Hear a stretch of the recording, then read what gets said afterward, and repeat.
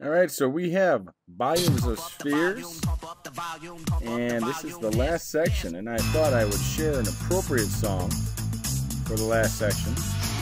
Hope you like it.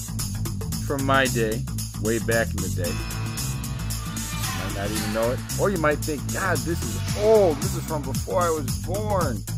Because it was. So, lovely. Anyway, let's move on to our objectives for our last video, our last lesson. Alright, so your objectives are to find the volumes of spheres, to shower Mr. Higgins with money and gifts. I am just kidding. I have no idea how that got in there.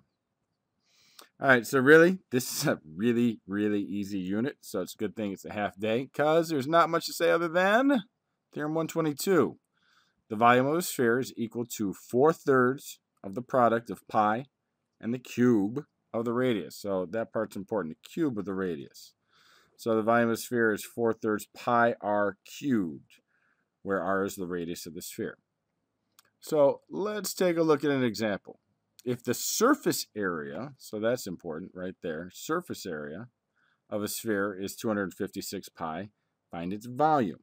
Well, the total area of a sphere is 4 pi r squared, because remember from when we were doing lateral area, total area, okay, and spheres only have total area.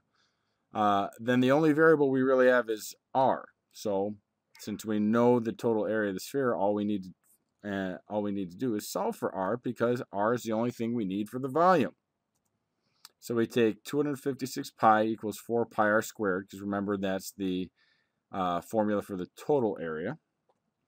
And we're going to divide both sides by 4 pi, because remember we want to get that r by itself. So pi, 4, those will cancel out. Pi's here will cancel out. 256 divided by 4 is 64. So if r squared is 64, r must equal 8.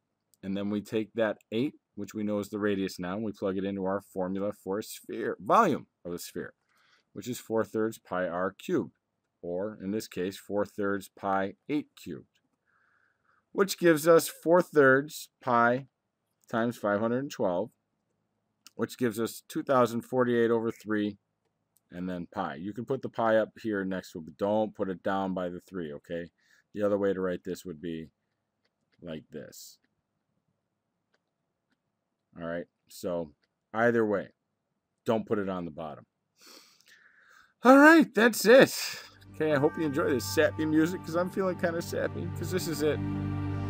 Okay, believe it or not, yes, we have reached the final lesson, and I will miss teaching you guys. Okay, this has been a wonderful year for me. You've all been fantastic. Okay, and you have helped make this an incredible year for not just me, but all the teachers on this team. So just remember to study up for your finals, finish the year strong, and then before you know it, yeah, that's right, throughout the summer. So.